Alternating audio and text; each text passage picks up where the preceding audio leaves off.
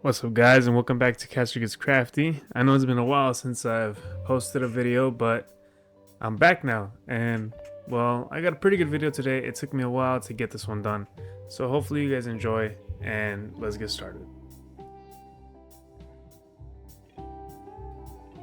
So just like usual, we just start off with our base. It took me a while to figure out how I wanted this base to be, since I was trying to go for like an inner cut look to try to make a very nice mountain scene. And I really wanted my mountains to come out to the best possible look that I can get it to. You know, I've been trying to make these mountains, try to texture them as best as possible, but I can't get them to look the way other people do, so I decided to just make them my own way. And this is what I came up with.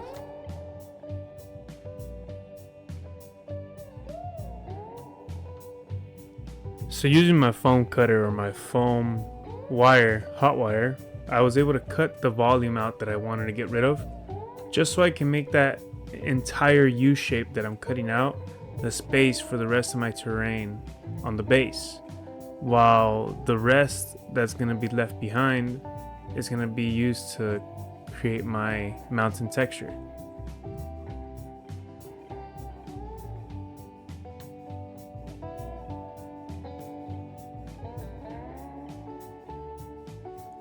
So I continue to use my foam cutter to try to texture just a little bit of the terrain.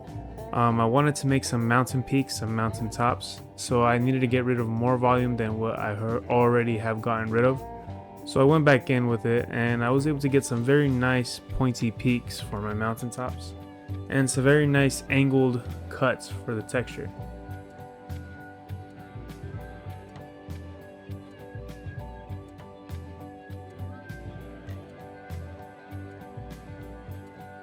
So once I was done with my carving tool, I decided to switch to my hot tip so I can create these vein-like textures, so I can texture it in a certain fashion. I wanted a lot of cracks on the mountain, so I layered it down like this, and I added some gashes in the mountain for different level terrain, as well as some rocks on the side, just so it's not so bare when I add the texture.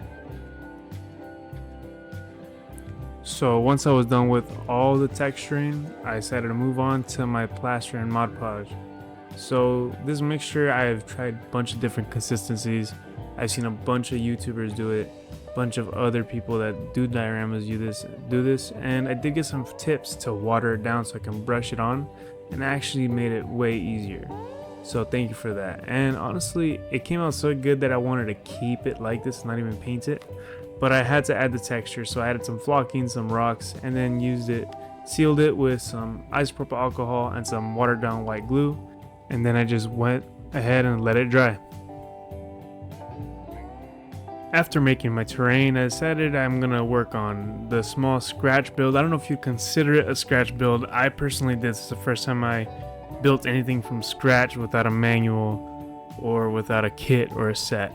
So building this building it wasn't that much of a challenge, but I definitely wanted to challenge myself to do it from scratch without any prior experience. So far it's pretty good. It was very easy to cut everything. I used some basswood, basalt wood, I believe that's what it's called. And I pretty much just cut them up into certain layers after I did the measurements, just so I can glue them all and put them together into a nice house-shaped block. Before doing that, however, I decided to add some engravings using one of my clay tools and my ruler to make sure everything was precise to the measurement, just so I can make it seem like there are, wood planks being inside and within, embedded in the wall, just so it seems like it was actually constructed using wooden planks. Like in older times when all they had was wooden planks to make these houses.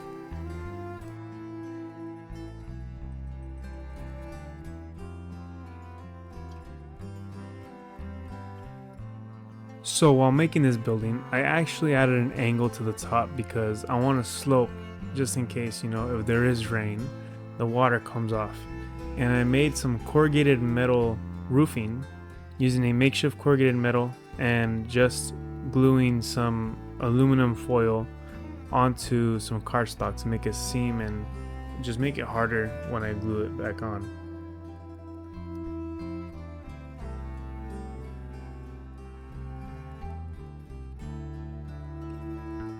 Now, I felt like I just needed to add another unity on top of this building, just because I felt like it was just a little bit too dull when I had the greeblies on. Greeblies being, all of you that know about dioramas, are assortment of little detailed pieces that from different kits or things that you find online that you can print or whatever, and you can just put them on here. In this case, I had some previously from a previous kit, and I did 3D print some as well.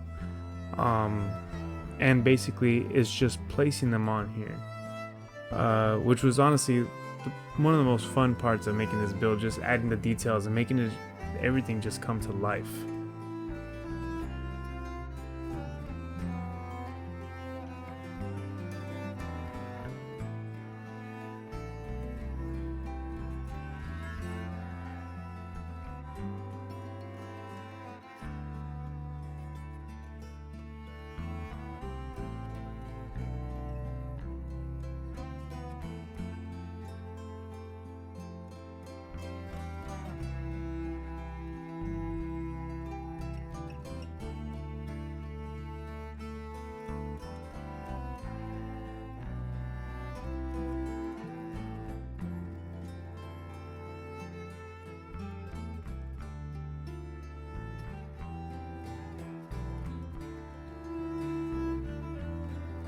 Here I'm actually using some guitar wires that I had laying around and using them to create these electrical outlets, or not outlets, electrical wiring that leads to different outlets and different systems that I have on the build from the details. And honestly, it adds a very nice touch. It's very pleasing to the eye to see everything come together. And this technique, I actually saw it on a channel that I recently started watching. It's Boyle Hobby Time. So if he watches this video, thank you. So we all know a house wouldn't be complete if we didn't add some sort of roofing to the building, correct? So I decided to add some shingles. To do this, I cut up some cardstock in different shapes and pretty much just added some Mod Podge to the top just so that the durability of it would be a lot greater. And then I switched to grabbing some of my miniatures, which I'm going to paint here shortly, and also to show you the resin printed ankylosauruses that I got. As for the painting, I decided to just paint the actual terrain with just some washes that I had laying around that I purchased at the actual convenience store. These washes were absolutely amazing. They made my mountains just pop out and look just so amazing with the different shades of brown. It came out so good. And I also use these washes to paint my building as well, which actually in turns made it look absolutely amazing. It made it look very weathered, very old and rustic, you know, like it's been built for a long time. Adding the details with the paints was absolutely amazing. As for the top, the shingles, I painted them on matte black, and then I painted everything else with a metal color paint that I had. And also I wanted a very weathered, rustic brown corrugated metal. And added some more colors to some of the details.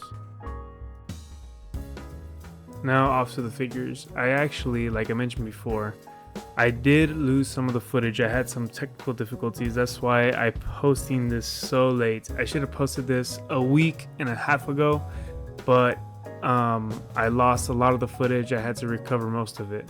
So here's me doing some magic where I just take my hands, go out of the screen, and magically reappear with them painted.